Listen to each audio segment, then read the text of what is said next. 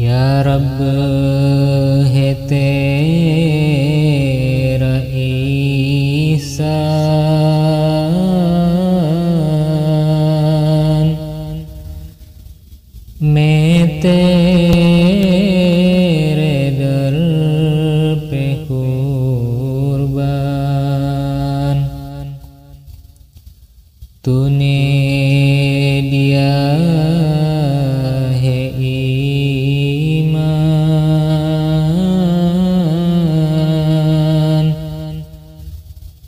tohar zaman gehban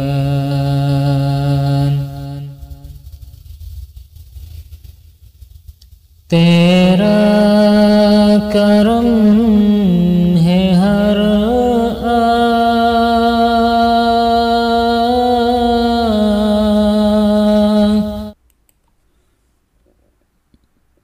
Jalsa Selana bahagian 5.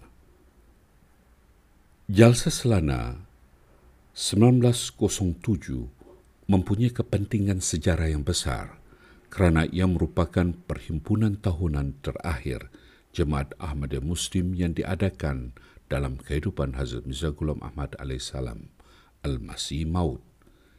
Ketibaan tetamu untuk jalsa tahunan ini bermula dari 19 Desember 1907. Walau bagaimanapun, beberapa ahli telah sampai ke Kadian sebelum tarikh tersebut untuk menghabiskan masa sebanyak mungkin bersama Hazrat Mirza Ghulam Ahmad AS. Jemaat pertama yang tiba di bawah pimpinan amir mereka, Maulvi Karam Dat radhiyallahu ta'ala anhu, ialah Dumial.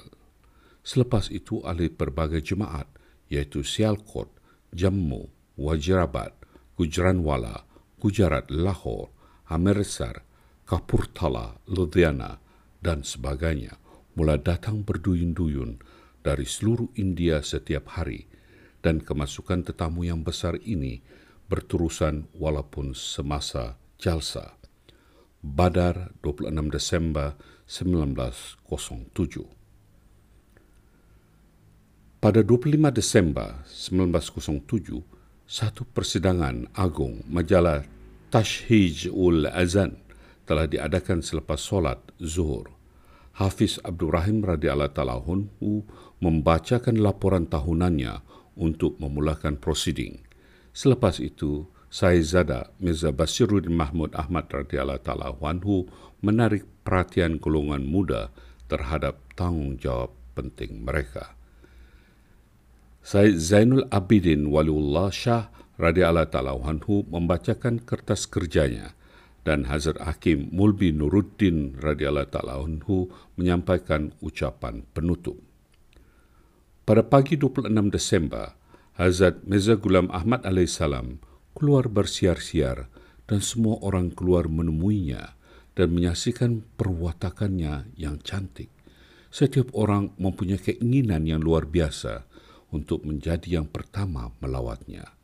Hazrat Mirza Ghulam Ahmad AS berdiri selama kira-kira 2 jam di bawah sebatang pokok di luar kampung tempat para pengikutnya berjabat tangan. Kemudian solat zuhur dan asar dilakukan secara berjemaah di Masjidil Aqsa, dan Hazrat Hakim Maulvi Nuruddin radhiyallahu ta'ala anhu mengumumkan beberapa nikah dan menjelaskan tujuan perkawinan. Selepas itu, Mir Qasim Ali radhiyallahu ta'ala anhu membacakan puitis nama Mubarak cara mengucapkan tahniah. Badar 9 Januari 1908 halaman 2. Pada 27 Desember, solat Jumaat dan Asar telah digabungkan dan dilakukan di Majlis Aqsa. Khutbah Jumaat telah disampaikan oleh Hazrat Hakim Maulvi Nuruddin radhiyallahu ta'ala anhu. Kawasan di dalam dan di luar masjid penuh sesak dan limpahan ahli terpaksa bersolat di atas bumbung kedai, rumah, pejabat pos dan lain-lain. Pada masa itu, lebih 3,000 orang hadir. Selepas solat Jumaat, Hazrat Mirza Ghulam Ahmad AS menyampaikan ucapan di mana beliau AS menyampaikan tafsiran agung surah Al-Fatihah dan kemudian menarik perhatian para pendengar ke arah mensucikan diri. Selepas itu, dia berjabat tangan dengan peserta jalsa.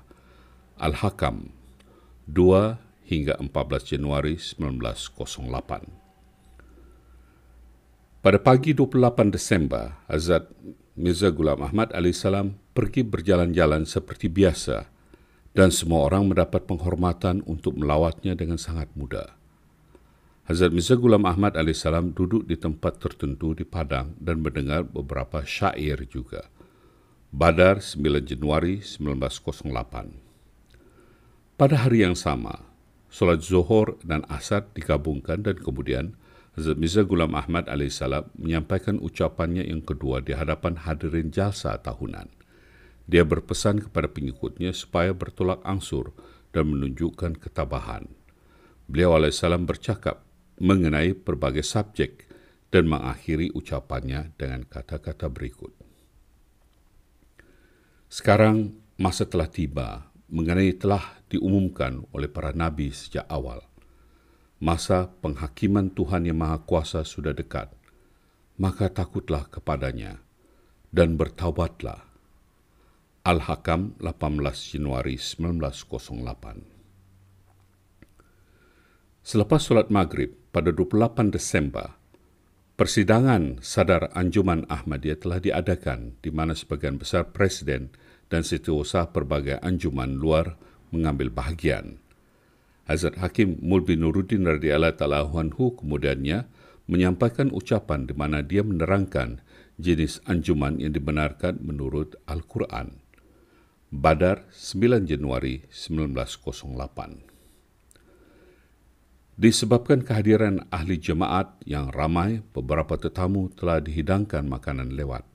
Terdapat makanan yang mencukupi tapi kerana kekurangan ruang, hanya bilangan orang yang terhad boleh makan pada satu-satu masa, yang menyebabkan kelewatan. Beberapa tamu bersarah ke bilik mereka tanpa makan.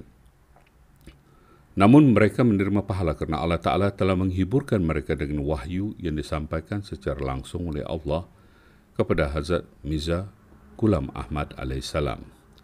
Ya ayuhan nabiyyu, at'imul ja'i'a wal mu'tar. Wahai Nabi, berilah makan orang yang lapar dan orang yang susah. Ketika Hazrat Mirza Ghulam Ahmad AS bertanya keesokan paginya, beliau AS mendapati beberapa tetamu masih lapar. Beliau AS memanggil pengurus dapur awam dan menasihatinya supaya menjaga tetamu dengan baik. Al-Hakam, 2 Januari 1908 dan Badar, 9 Januari 1908. Tazkirah halaman 987 hingga 988. Sebilangan besar orang mengambil baiat di tangan Hazrat Mirza Ghulam Ahmad AS sepanjang jalsa tahunan 1907. Pada beberapa hari, limpahan besar peserta akan menyebabkan Hazrat Mirza Ghulam Ahmad AS tidak dapat mencapai setiap seseorang dan berbaiat dengan meletakkan tangan mereka di atas tangannya. Oleh itu, orang ramai diminta menanggalkan serban mereka dan menyebarkannya ke arah yang berbeza. Hazrat Mirza Ghulam Ahmad AS kemudiannya akan mengambil baiat dengan memegang satu hujung setiap serban di dalam tangannya, manakala hujung yang lain diedarkan di kelangan pelbagai individu dan orang lain akan memegang tangan mereka untuk mencari berkat. Kaedah unik untuk mengambil baiat ini menyimpulkan perincian jalsa terakhir kehidupan Hazrat Mirza Ghulam Ahmad AS. Badar, 9 Januari 1908, halaman 3.